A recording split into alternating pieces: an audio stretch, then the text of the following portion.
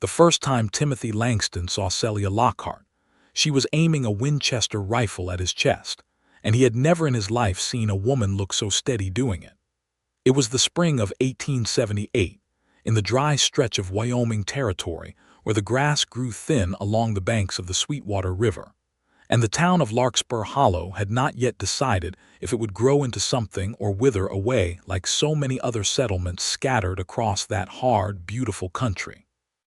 Timothy had ridden in from the south that morning, dust thick on his coat, his horse favoring its left foreleg after 3 days of hard travel, and he had made the mistake of cutting across the Lockhart property line without calling out first.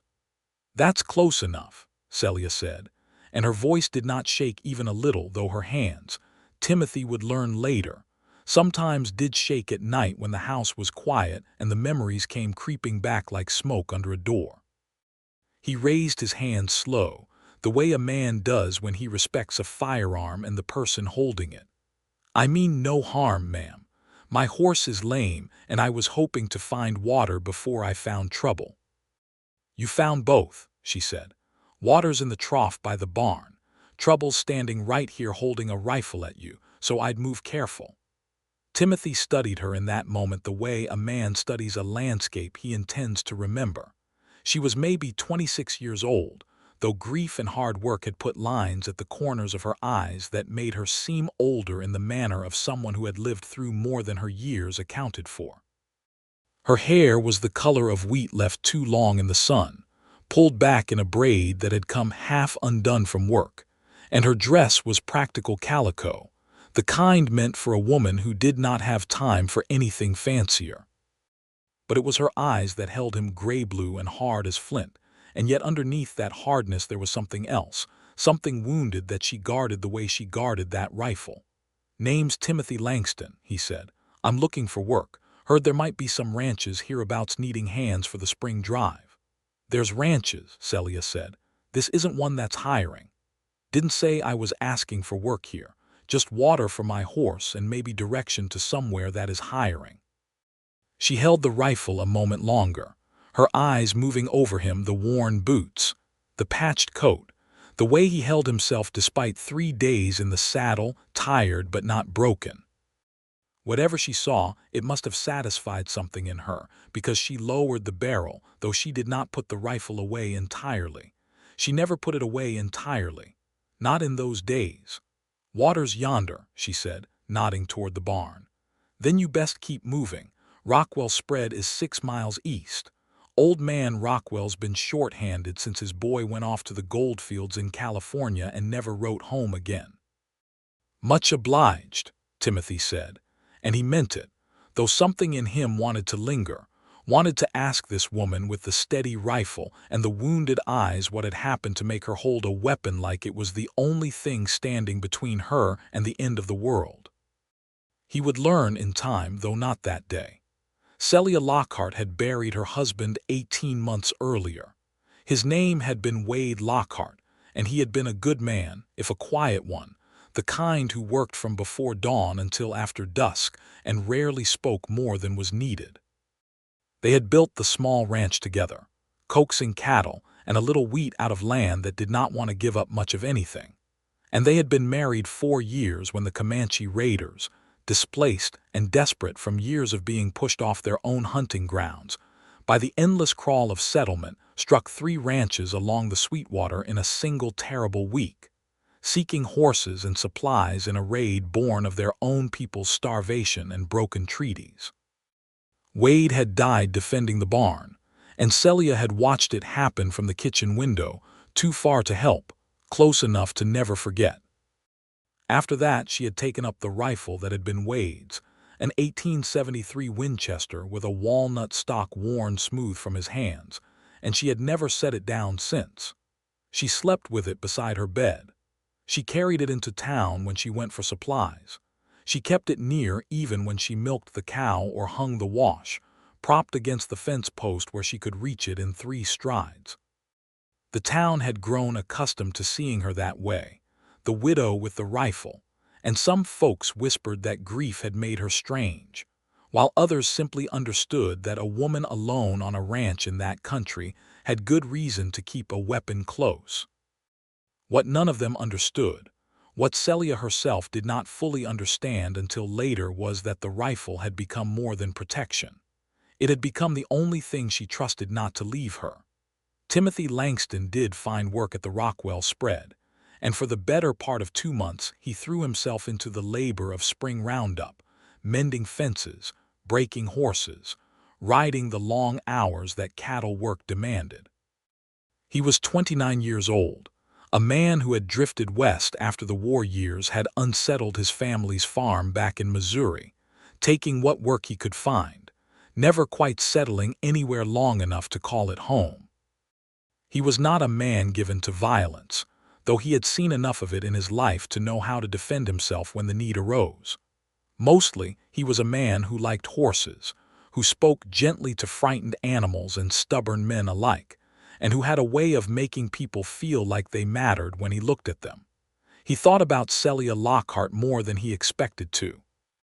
It was old man Rockwell himself, a leathery rancher with a limp from a horse accident years back, who told him more of her story one evening as they sat on the porch after supper, watching the sun bleed orange and pink across the western hills.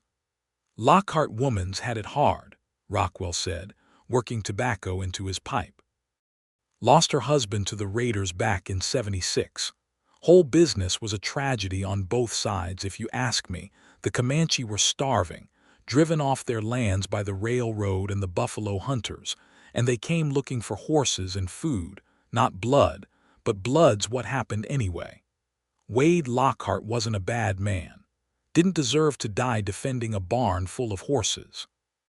And those raiders didn't deserve to be run down and shot the way half of them were afterward either, not for taking what desperation drove them to take. It was an ugly week for everybody." "She been alone since?" Timothy asked. "Alone and stubborn as a mule about it too. Wouldn't take help from nobody. Runs that ranch herself, 40 head of cattle and a wheat patch, doing work that would break most men. Carries that rifle everywhere like it's grafted onto her arm. Some folks in town think she's touched in the head from the grief. I think she's just scared, though she'd never say so." "Scared of what?" Rockwell struck a match, the flame illuminating his weathered face. "Scared of needing somebody again, I reckon, and having them taken from her too. Easier to trust a rifle. Rifle doesn't leave you. Rifle doesn't die on you in a raid while you watch from a window." Timothy said nothing to that, but the words settled into him like a stone dropping into still water, sending ripples through thoughts he had not quite admitted to having. He found reasons to ride past the Lockhart ranch after that. Not often. He was not a fool, and he knew a woman guarded as she was would see through any excuse, but enough that their paths crossed perhaps once every couple of weeks, at the town store, at the small church that held Sunday services in Larkspur Hollow's one real building of worship, at the creek where both their properties bordered the water. The third time they spoke at length was at that creek in early summer, when Timothy came upon her trying to free a calf that had gotten its leg wedged between two rocks in the shallow water. "Let me help," he said, already dismounting before she could refuse. "I don't need help," Celia said, though the strain in her voice as she pulled at the calf told a different story. "Didn't say you needed it. Said let me help anyway." She looked at him for a long moment, and something in her seemed to war with itself. The fierce independence that had carried her through 18 months of solitary grief against the plain fact that the calf was stuck, and she was tiring, and the sun was getting low. Finally she stepped back just slightly and nodded. Together they worked the calf loose, Timothy bracing his shoulder against the rock while Celia guided the small animal's leg free, and when it finally came loose and the calf scrambled up onto the bank, bawling indignantly for its mother, Celia let out a breath that was almost a laugh. "Thank you," she said, and it seemed to cost her something to say it. "Wasn't any trouble." She studied him again the way she had that first day, though this time the rifle was slung over her shoulder rather than aimed at him. "You're the Langston fellow, working for Rockwell." "That's right. Rockwell says you're good with horses." I try to be. He also says you don't talk much about where you come from. Timothy shrugged, wringing water from his sleeve. Not much to tell. Missouri farm, war came through and took most of what we had, family scattered after that. Been drifting since, looking for a place that feels like it might hold still long enough to build something. Something flickered across Celia's face, recognition, maybe, or the particular understanding that comes from one wounded soul recognizing another. This country doesn't hold still for anybody, she said. It just lets you think it will, right before it takes something from you. Maybe, Timothy said. Or maybe sometimes it gives something back, if you're patient enough to wait for it.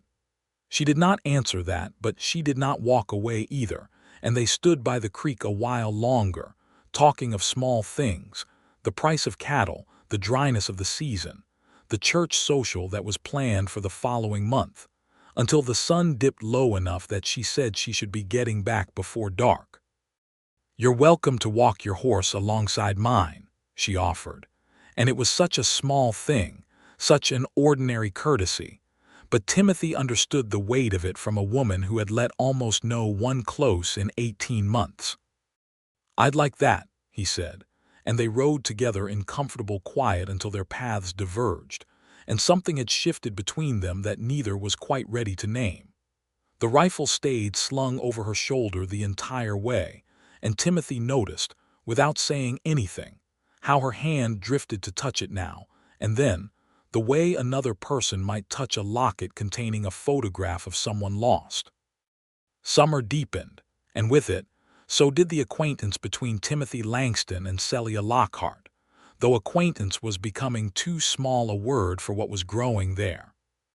He found himself riding to her ranch on his days off from the Rockwell spread, offering help with tasks that clearly needed doing, but that she had been managing alone through sheer stubborn will, mending the barn roof where a windstorm had torn shingles loose, helping drive her small herd to better grazing when the near pasture turned brown and thin, splitting wood enough to see her through the coming winter, though winter was still months distant. She resisted at first in the way of someone unused to accepting help, but resistance is a hard thing to maintain against patient kindness, and Timothy was nothing if not patient. He never pushed. He never assumed. He simply showed up, offered his labor without expectation of anything beyond a shared meal or a cup of coffee on her porch when the work was done. And slowly, ranch task by ranch task, Celia Lockhart began to let him in. It was not a fast thing. Grief does not release its grip quickly, and trust, once broken by loss as profound as watching your husband die through a window while raiders burned your barn, does not rebuild itself in a season. But by late July, when the wheat was coming ripe and gold across the small fields Celia had planted, Timothy had become a fixture at the Lockhart Ranch in a way that the town of Larkspur Hollow had begun to notice and whisper about, though never unkindly. Folks who had watched Celia carry her grief and her rifle for a year and a half seemed, on the whole, glad to see her laughing again, even if it was only occasionally, even if the laughter still sometimes caught in her throat like she was surprised to find it there. "You're good for her," Old Man Rockwell told Timothy one evening, in that gruff way ranchers had of offering approval without quite admitting to sentiment. "Never thought I'd see that woman smile again, and here you come along riding a lame horse into her front pasture, and inside of a season she's smiling like she used to before the trouble." "I'm not trying to be anything for her," Timothy said, though the protest felt hollow even as he made it. "Just trying to help where help's needed." Rockwell said, with the particular skepticism of an old man who had seen enough of the world to know what he was looking at. "Just helping, sure." Timothy could not entirely deny what was growing in him, though he tried, for a time, to tell himself it was simple friendship, simple neighborliness, nothing more than a man being decent to a woman who had suffered hardship. But the truth revealed itself in small moments he could not talk himself out of, the way his chest tightened when he saw her ranch come into view over the last rise of the road, the way he found himself remembering the exact sound of her laugh when something struck her as genuinely funny, the way he lay awake some nights thinking not of the drifting life he had lived for years, but of a particular porch, a particular woman, a particular rifle propped always within her reach. He was falling in love with Celia Lockhart, and he knew it clear as daybreak, even if he had not yet found the courage or the right moment to say so. For her part, Celia fought her own feelings with the same stubbornness she brought to every hardship the land had thrown at her. She told herself, in the quiet hours when sleep would not come, that what she felt for Timothy Langston was gratitude, nothing more gratitude for a strong back willing to help with heavy work, for company that eased the crushing loneliness of a house built for two people that now held only one. She told herself that the fluttering in her stomach when he smiled at her was simply the natural response of a woman too long isolated, and that it would pass, that it meant nothing, that she had already given her heart once and watched it buried in the ground alongside Wade, and she did not intend to hand it over again only to have it taken from her the same cruel way. But the heart, as it turns out, cares little for the careful arguments the mind constructs to protect itself.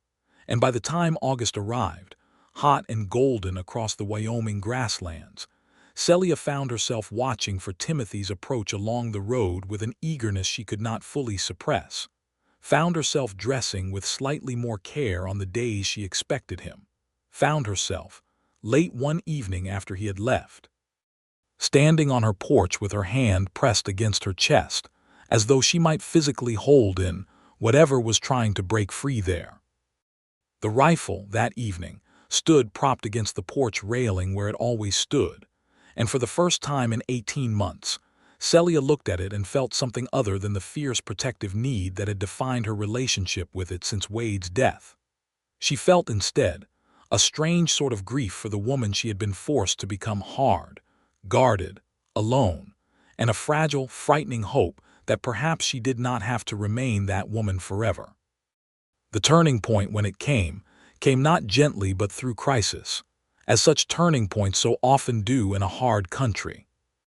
It was the first week of September, the wheat harvest just completed, when trouble came riding into Larkspur Hollow in the form of three men who called themselves cattle buyers, but who were, in truth, a band of rustlers who had been working their way north from the Colorado border, stealing herds from smaller ranches too poorly defended to stop them, and selling the cattle under false brands to buyers who asked no questions. They had already hit 2 spreads south of town, and word had reached Larkspur Hollow by way of a rider who had barely escaped one of the raids with his life, warning that the rustlers were likely to come through the valley next, and that they were not gentle men. They had killed a rancher's son on the previous spread who had tried to stop them. The town formed what defense it could, but Larkspur Hollow had no sheriff of its own, only a part-time constable named Prout, who was better suited to settling disputes over property lines than confronting armed rustlers, and most of the able-bodied ranch hands were scattered across the various spreads, too far apart to organize quickly. Word went out by rider to warn the outlying ranches, and it was Timothy who carried that warning to Celia's property, riding hard in the late afternoon light with dust rising behind his horse like a banner of urgency. "Rustlers," he said, breathless, as he swung down from his horse in her yard. "3 of them, maybe more we don't know about, working their way through the valley. They hit the Barrow spread yesterday and killed a boy who tried to stop them. Prout's sending riders to warn everyone, but there's no time to get you into town before dark, and I don't like the idea of you being here alone if they come through tonight." Celia's face had gone pale at the news, but her hands, when she reached for the rifle that stood, as always, within arm's reach, were steady. "Then I won't be alone," she said. "You'll stay." It was not quite a question, but Timothy heard the vulnerability underneath the command, the acknowledgement that she was, for the first time since he had known her, admitting she needed someone beside her rather than simply someone to help with chores. "I'll stay," he said, "long as you'll have me." They spent that evening preparing as best they could, moving the cattle into the near pasture where they could be watched from the house, barring the doors and shutters, checking and rechecking the ammunition for both the rifle and the old shotgun that had belonged to Wade's father, which Timothy took up for himself. They did not speak much of what might come, though the fear of it hung between them like smoke that would not clear, and when full dark fell and they settled into the front room to wait and watch through the shuttered windows, Celia found herself sitting closer to Timothy than she might have a few months before, close enough that when her hand trembled slightly, adjusting her grip on the rifle across her knees, he reached over without a word and simply covered her hand with his own. "You don't have to be strong every minute," he said quietly. "Not with me." Something in Celia broke open at those words, some dam that had held back 18 months of grief and fear, and the crushing burden of carrying every hardship alone, and to her own surprise, she found tears sliding down her face in the darkness of that shuttered room, silent at first and then not silent at all, her shoulders shaking with sobs that had been waiting a long time to be released. "I watched him die," she said, the words coming out broken and raw, words she had never spoken aloud to another living soul. "I watched Wade die from that window, and I couldn't do anything. I couldn't reach him in time, and after that I told myself I would never again be in a position where I couldn't protect what mattered to me, where I had to just watch helpless while everything I loved was taken. That's why I carry this rifle everywhere. Not because I think it'll save me, because it's the only thing I've found that doesn't leave, that doesn't die, that I can trust to still be there when I reach for it." Timothy did not try to offer easy comfort or platitudes about time healing wounds. He simply put his arm around her shoulders and let her cry, and when the sobs finally quieted, he said, "I understand wanting something steady to hold onto after everything's been taken from you. But Celia, a rifle can't hold you back when you're afraid. It can't tell you it's going to be all right. It can't love you." He paused, and in the darkness she felt him take a steadying breath before he continued. "I know I haven't earned the right to say this yet, not properly, but I'm going to say it anyway because tonight feels like a night when truth matters more than propriety. I love you, Celia Lockhart. I've loved you since near about the day you pointed that very rifle at my chest, though I didn't have the sense to admit it to myself for longer than I should have. And I know you've built walls around your heart thick enough to keep out an army, and I understand why. God knows I understand why after what you've survived. But I want to be someone you can trust with more than chores and neighborly favors. I want to be someone you can lean on when the fear gets too heavy to carry alone." The words hung in the darkness, and for a long moment Celia said nothing, her breath still catching from her tears, her mind racing through 18 months of careful self-protection that this one confession threatened to unravel entirely. "I'm afraid," she finally whispered. "I'm afraid that if I let myself love you and something happens to you, I won't survive it. I didn't think I'd survive losing Wade, and I did, but only because I built myself into something hard enough to keep surviving.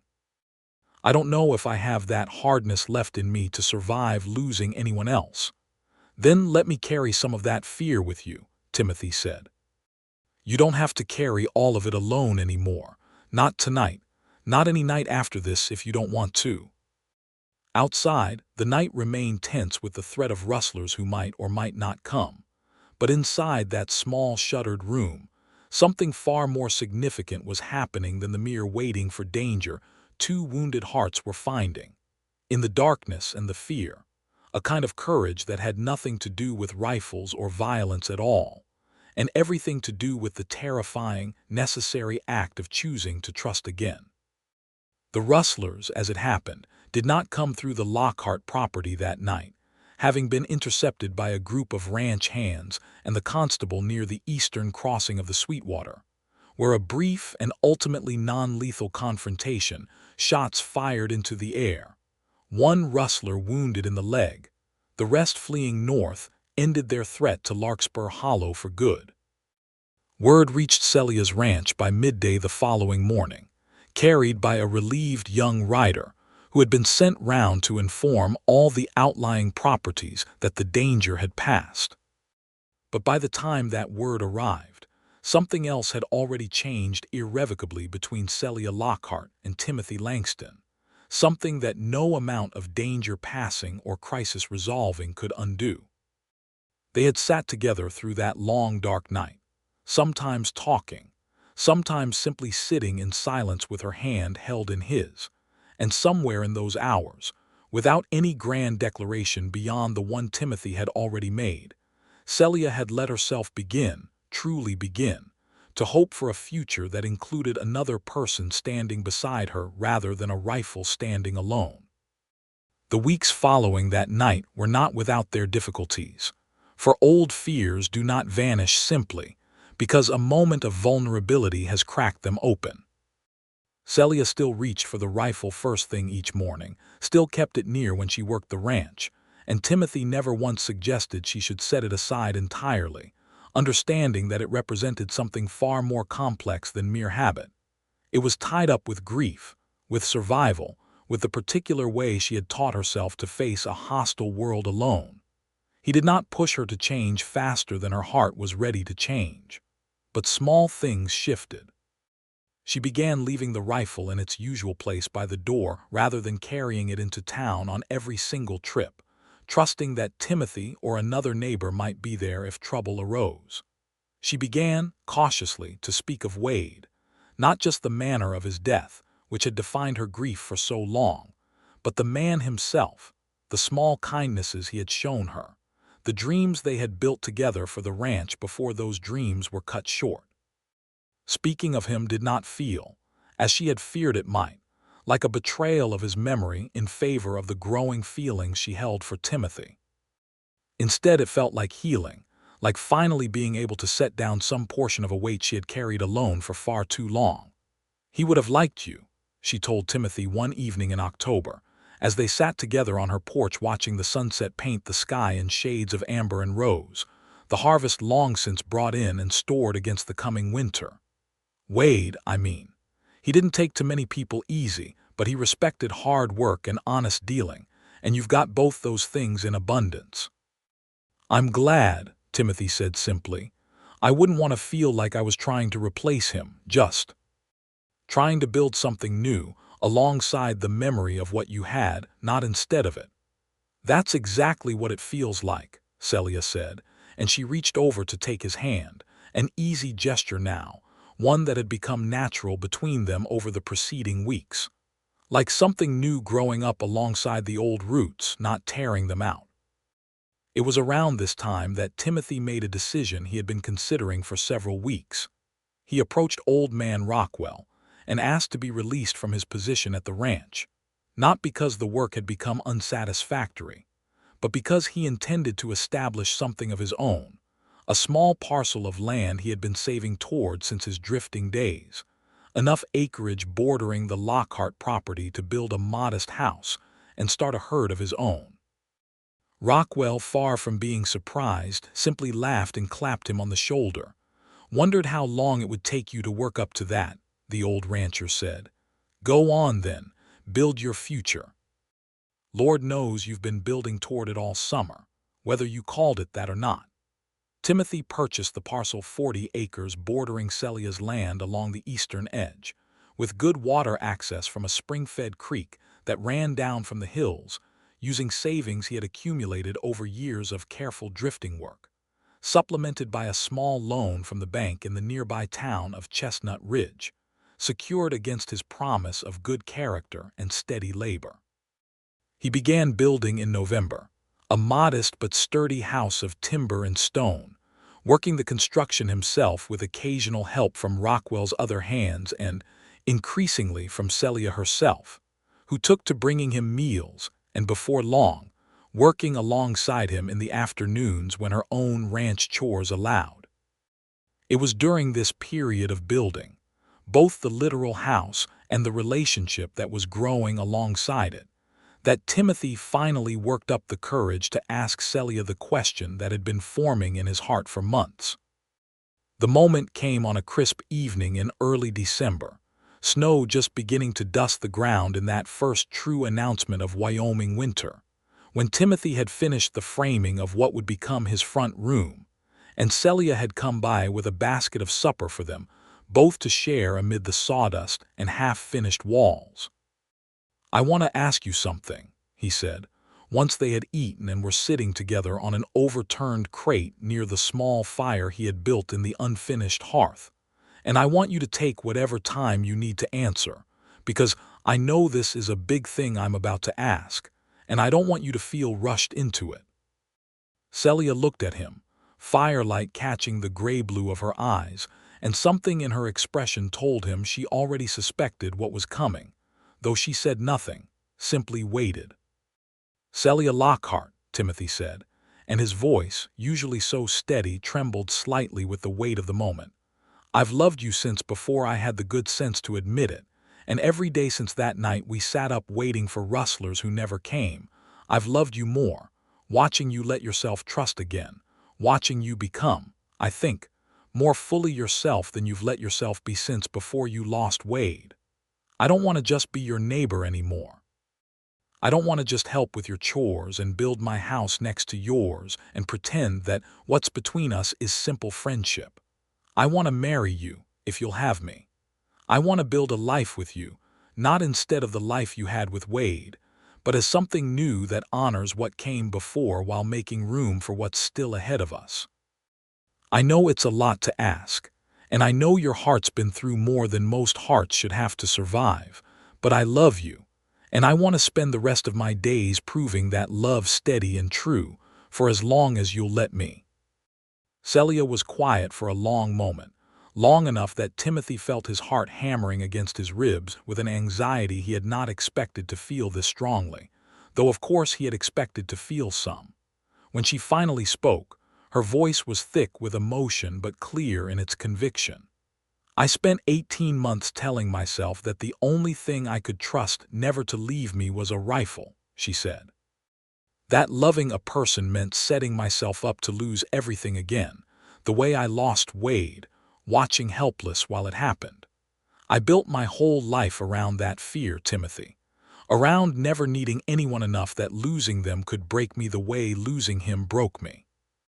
She reached over and took both his hands in hers, her grip firm despite the trembling she could not quite hide.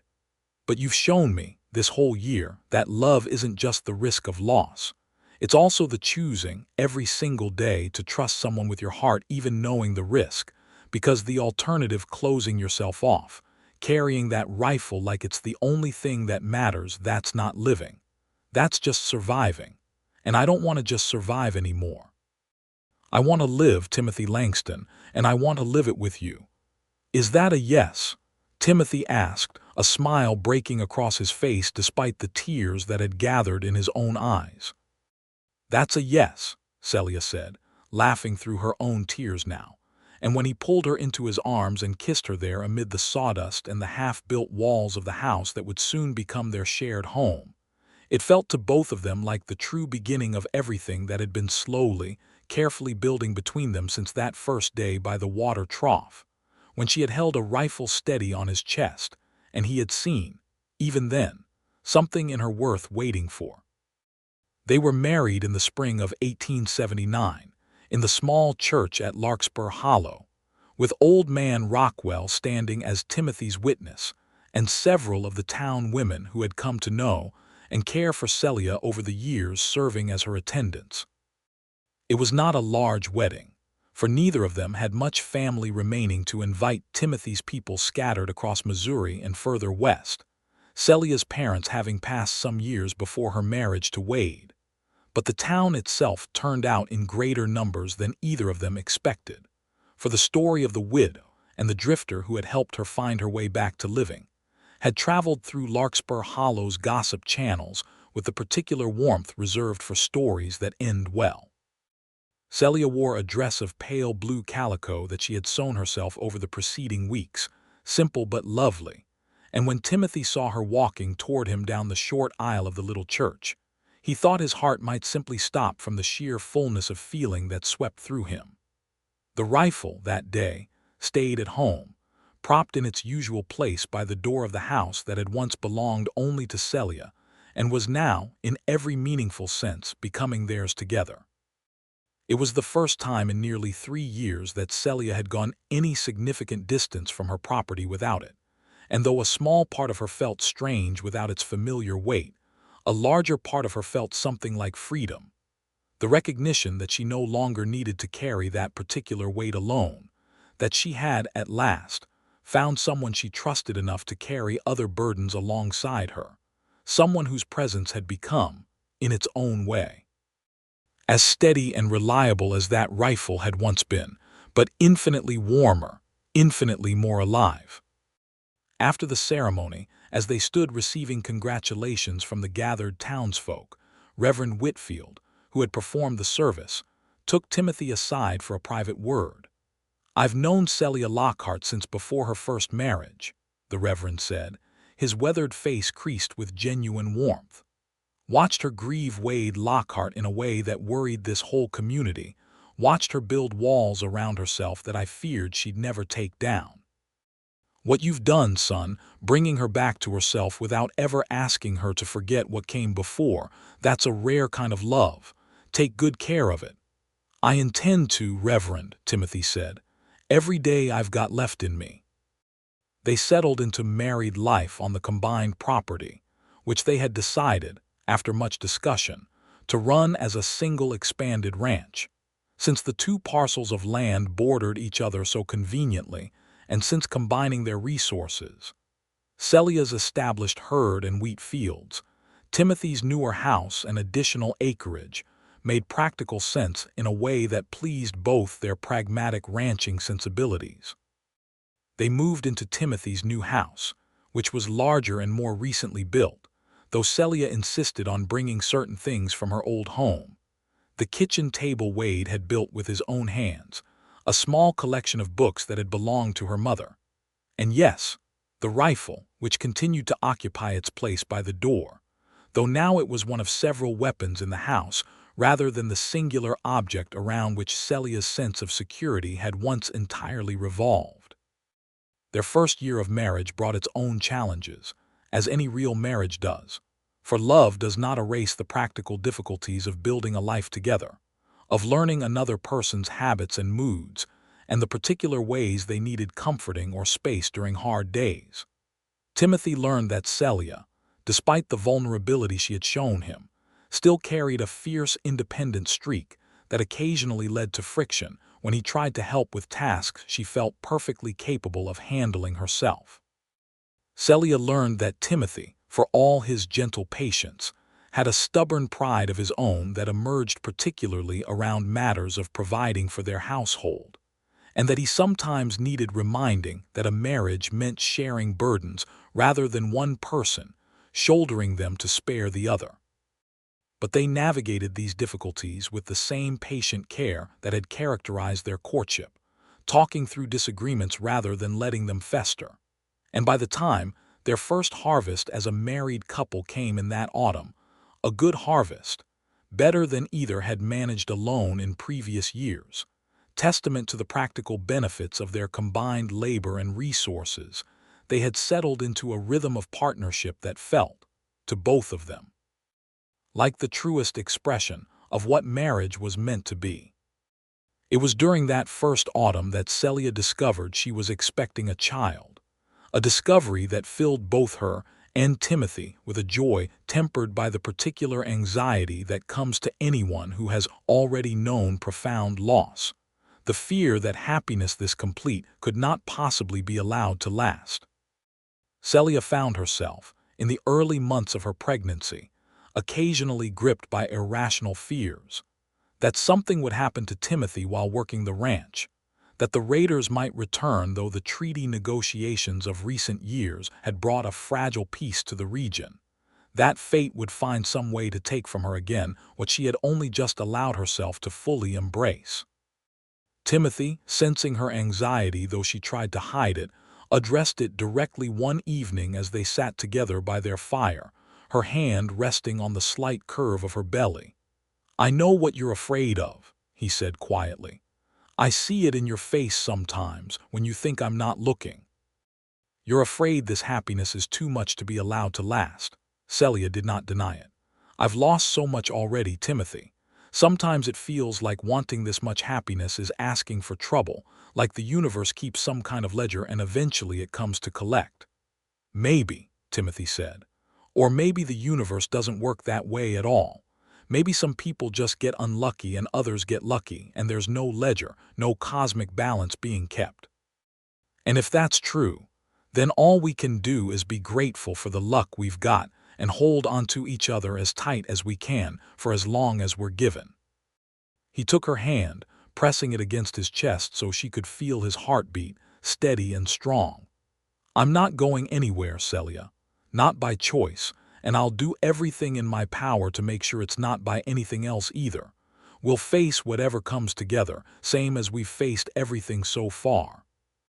It was not a promise that could guarantee safety, for no one in that hard country could truthfully make such a promise, but it was a promise of partnership, of shared burden, and it was enough to ease, if not entirely erase, the fear that had gripped Celia's heart. Their son was born in the early summer of 1880, a healthy boy with his father's dark hair and his mother's steady gray-blue eyes, whom they named Wade Timothy Langston, honoring both the husband Celia had lost and the man who had helped her learn to love again without diminishing either. The choice of name moved Timothy deeply when Celia first suggested it. "You're certain?" he asked. "It won't feel strange, naming our son partly after Wade." "It feels right," Celia said, cradling their newborn son in her arms as afternoon light streamed through the window of the room where she had labored to bring him into the world. "Wade gave me 4 good years and taught me what it meant to build something with another person. You've given me a whole life beyond what I thought I'd have after losing him. This boy gets to carry both those legacies forward. I can't think of anything that honors either of you more fittingly." The rifle, through all of this, had settled into a different kind of place in their household. No longer the singular object of Celia's vigilance and trust, but a tool among tools, still respected, still occasionally used for its practical purpose of protecting livestock from predators, or, on rare occasion, providing meat for the table when a deer wandered close enough to the property line, but no longer the emotional anchor it had once been. Celia still knew where it was at all times, a habit too deeply ingrained to entirely disappear, but she no longer felt the desperate need to keep it within arm's reach every waking moment. The true test of how far Celia had come, and how completely she had learned to trust Timothy with the burden she had once carried entirely alone, came nearly 2 years after their marriage, in the autumn of 1880, when little Wade was not quite 4 months old, and a different kind of danger threatened their growing family. A wildfire, sparked by dry lightning during an unusually arid autumn, swept across the grasslands to the west of Larkspur Hollow, moving faster than anyone anticipated given the strong winds that had picked up that week. Word reached the Lockhart-Langston ranch, for that was how folks in town had come to refer to it, combining both their names in casual acknowledgement of the partnership it represented, in the late afternoon, carried by a neighboring rancher riding hard to warn all the properties in the fire's potential path. "It's moving fast," the neighbor, a man named Aldous Fenner, called out as he reined in his sweating horse in their yard. "Could reach your property line by nightfall if the wind doesn't shift. You should get your stock moved and be ready to evacuate if it comes to that." Timothy immediately moved into action, the practical competence that had made him such a valuable hand at the Rockwell Ranch years before now serving his own family's survival. "I'll move the cattle to the eastern pasture, away from the fire's likely path," he said. "Celia, you take Wade and start gathering what we can't afford to lose, important papers, whatever supplies we might need if we have to leave for a few days." "I'm not leaving you to fight this alone," Celia said immediately, the old fierce protectiveness rising in her voice even as she held their infant son against her shoulder. "You're not leaving me alone," Timothy said gently but firmly, taking her free hand in his. "You're protecting our son and our home the way only you can right now. I need you to trust me to handle the cattle and the fire line, same as I've trusted you with everything else these past 2 years. This is me carrying this particular burden, Celia. Let me carry it." The words echoed something that had passed between them many times in the 2 years of their marriage. The recognition that trust worked both ways, that Celia's journey toward healing had required her to learn not just to accept help, but to allow Timothy to shoulder certain burdens without her feeling the need to control every aspect of how those burdens were carried. It was, in its way, the same lesson as the rifle, transformed and applied to a new circumstance, the willingness to let someone else carry what she might once have insisted on carrying alone. Celia looked at her husband for a long moment, fear for his safety warring with the trust she had built with him over 2 years of partnership, and finally she nodded. "Be careful," she said. "Please, Timothy. Wade needs his father and I need my husband. Don't you dare be a hero if being careful is the smarter choice." "I promise," Timothy said, and he kissed her quickly before swinging up onto his horse and riding hard toward the pastures where their small but growing herd grazed, needing to be moved to safety before the fire's advance made such movement impossible. Celia spent the following hours in a state of controlled urgency, gathering the family's most important possessions, preparing their infant son for possible evacuation, and watching the western horizon with an anxiety that made her hands tremble even as she forced herself to complete each necessary task. The rifle, during those tense hours, stayed exactly where it always did, by the door, though Celia found herself glancing at it occasionally with an odd mixture of old habit and new understanding. The recognition that the true source of her strength in this crisis was not the weapon itself, but the partnership she had built with the man currently risking himself to save their livelihood from the approaching flames. The wind, mercifully, shifted in the early evening hours, pushing the fire's path away from their property and toward less populated grassland to the north, sparing not only the Lockhart Langston ranch but several other properties that had braced for potential loss. Timothy returned well after dark, exhausted and smelling of smoke, but unharmed, having successfully moved their cattle to safety before the wind shift made his efforts moot, but no less valuable for the peace of mind they provided. Celia met him in the yard, their infant son sleeping soundly in a basket she had prepared for possible evacuation, and when Timothy dismounted, she threw herself into his arms with a fierceness that spoke of hours of suppressed fear finally finding release. "You're safe," she said, over and over, her face pressed against his smoke-scented shirt. "You're safe, you're safe." "I'm safe," he confirmed, holding her tight, feeling in that embrace the full weight of what they had built together. Not just a ranch, not just a marriage, but a partnership sturdy enough to weather crisis without either of them retreating into the isolated self-protection that had once defined Celia's approach to hardship. The fire turned north. Everyone's safe. The cattle are fine. We're all fine. That night, after Wade had been fed and settled, and the immediate crisis had fully passed, Celia found herself standing by the door of their home, looking at the rifle in its familiar place, and she felt something settle in her heart that she recognized as a kind of completion. A full circle traveled from the woman who had once needed that weapon as her sole source of security to the woman she had become, still capable, still strong, but no longer alone in carrying the weight of protecting what she loved.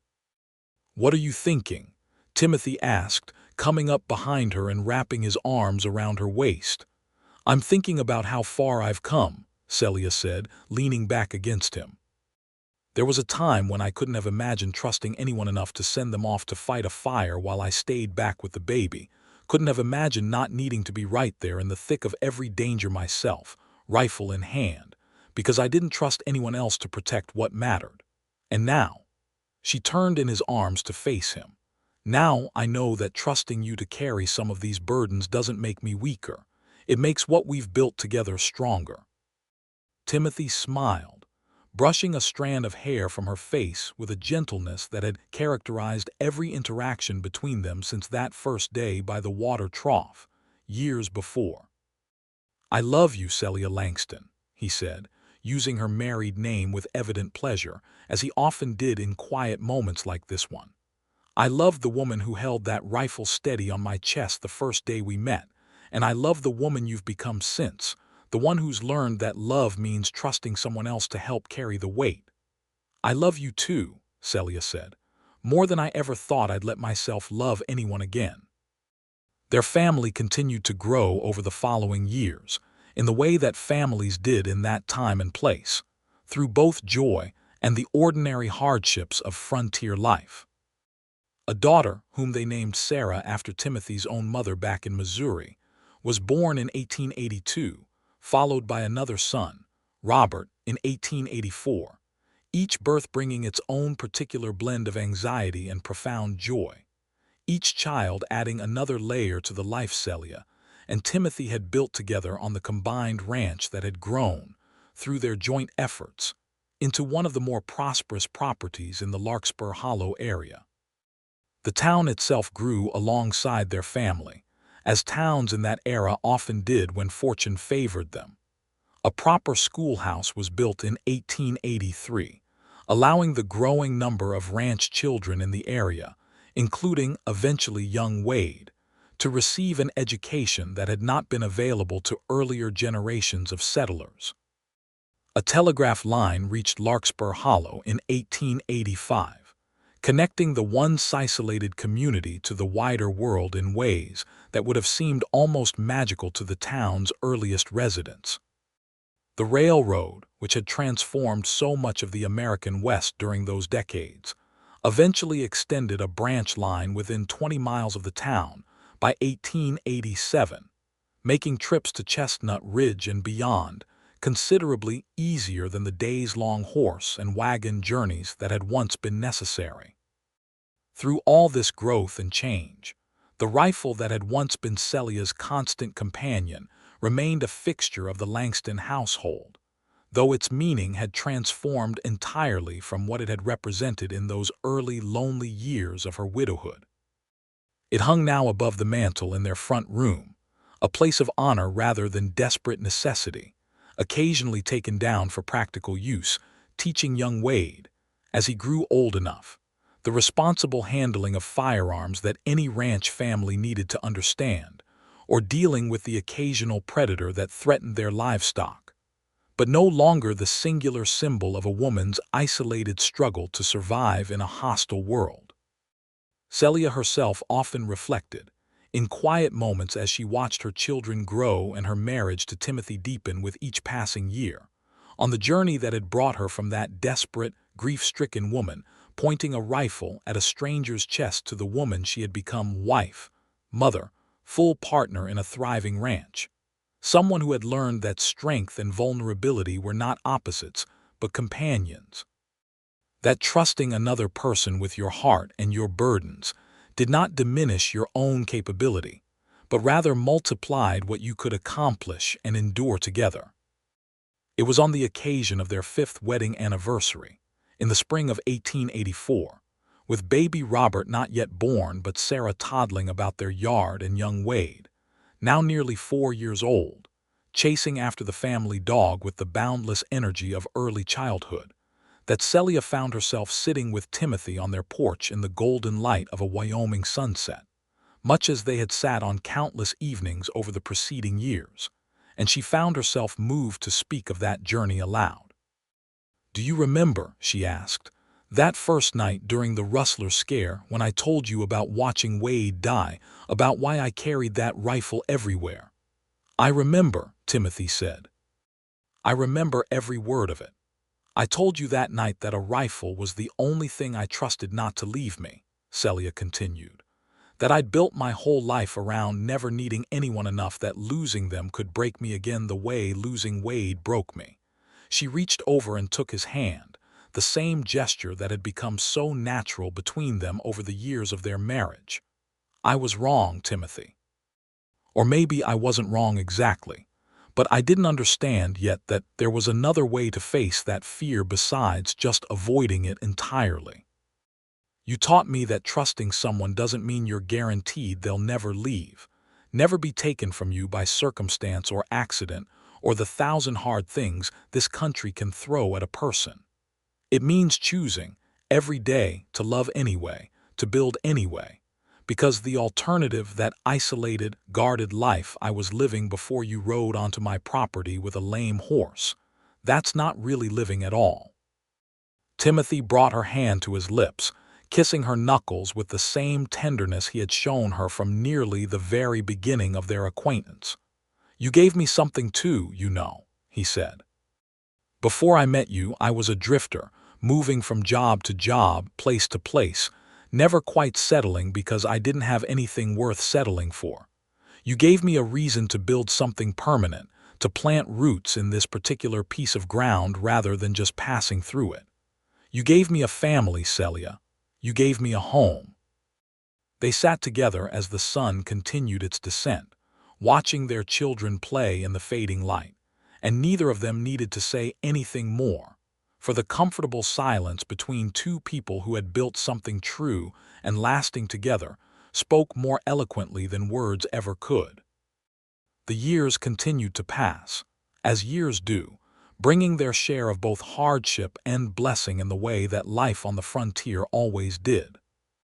There were difficult seasons, a drought in 1886 that tested their resources and required careful management of their herd and water supplies, a bout of scarlet fever that swept through Larkspur Hollow in 1888 and took the life of 2 children in town, though mercifully spared their own 3.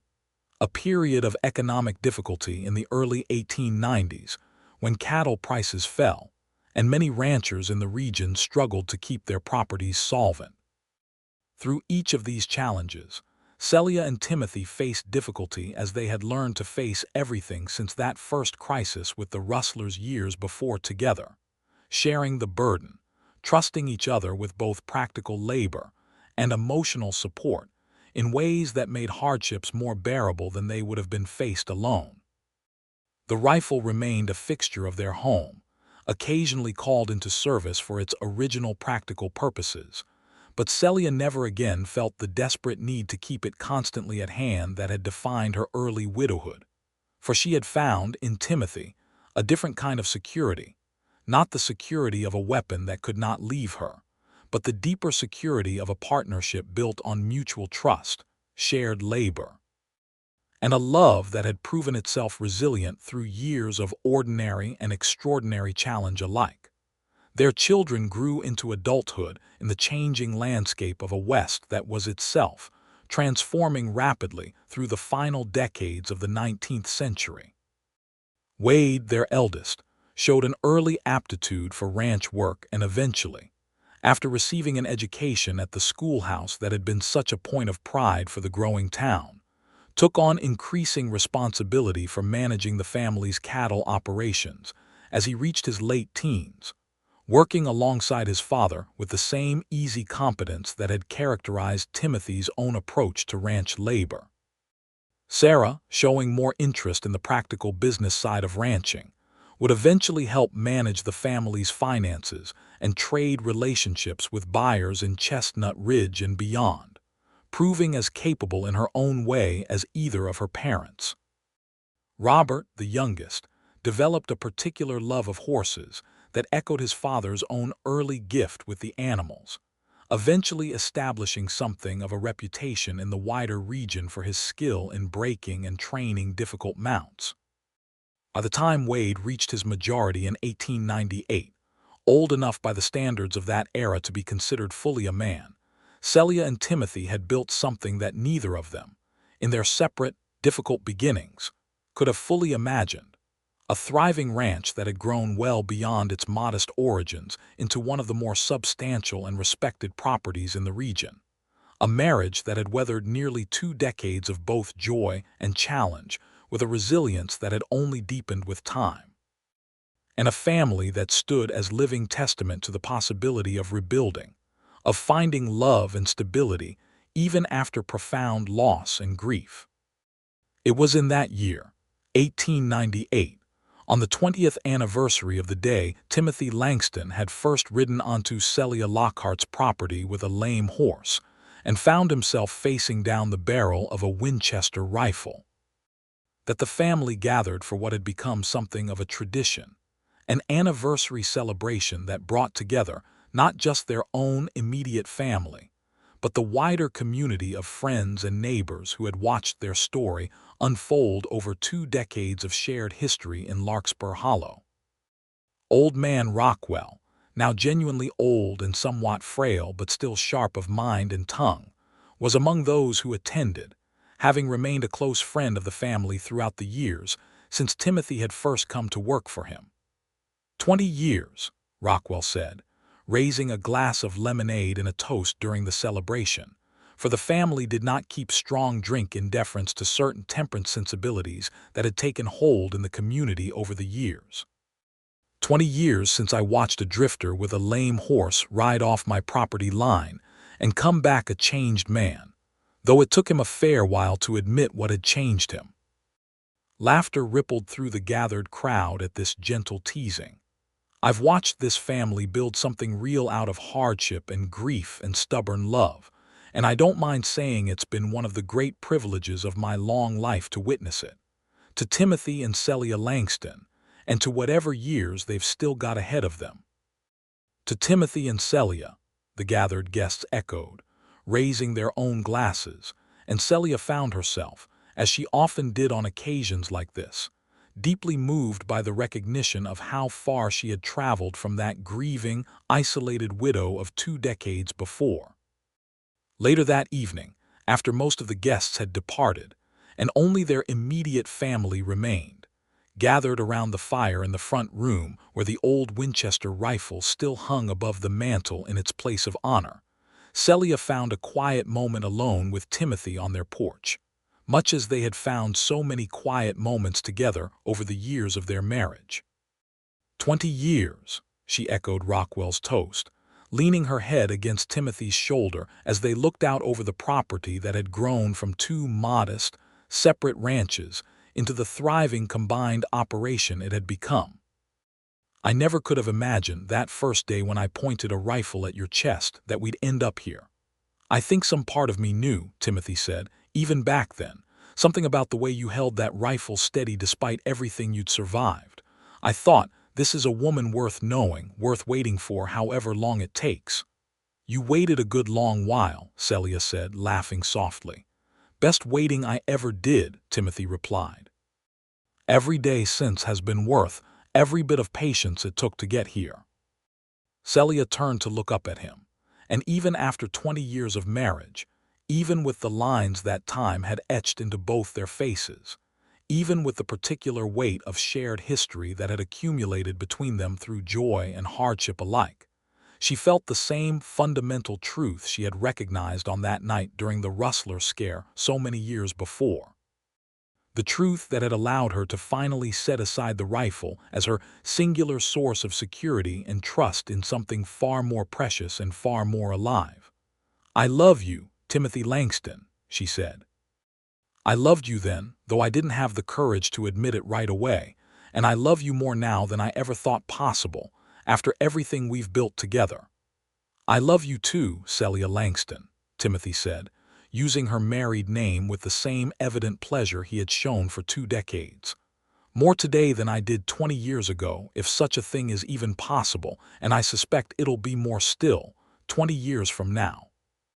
They sat together as the stars emerged in the vast Wyoming sky above them, the same sky that had witnessed so much of their shared history, the fear and grief of Celia's early widowhood, the patient courtship that had slowly rebuilt her trust in love and partnership, the crisis of the rustler scare that had first cracked open her carefully guarded heart, the wedding that had joined their separate griefs and hopes into something new, the births of their children, the fires and droughts and illnesses they had weathered together, the slow, steady accumulation of ordinary days that had built, brick by brick and season by season, a life together that neither of them could have imagined possible. In their separate, difficult beginnings, the rifle that had once been the sole anchor of Celia's survival remained in its place above the mantel, no longer needed for the desperate purpose it had once served, but honored still as a reminder of the journey that had brought her to this moment, this porch, this life built on trust finally, fully given to another person's care.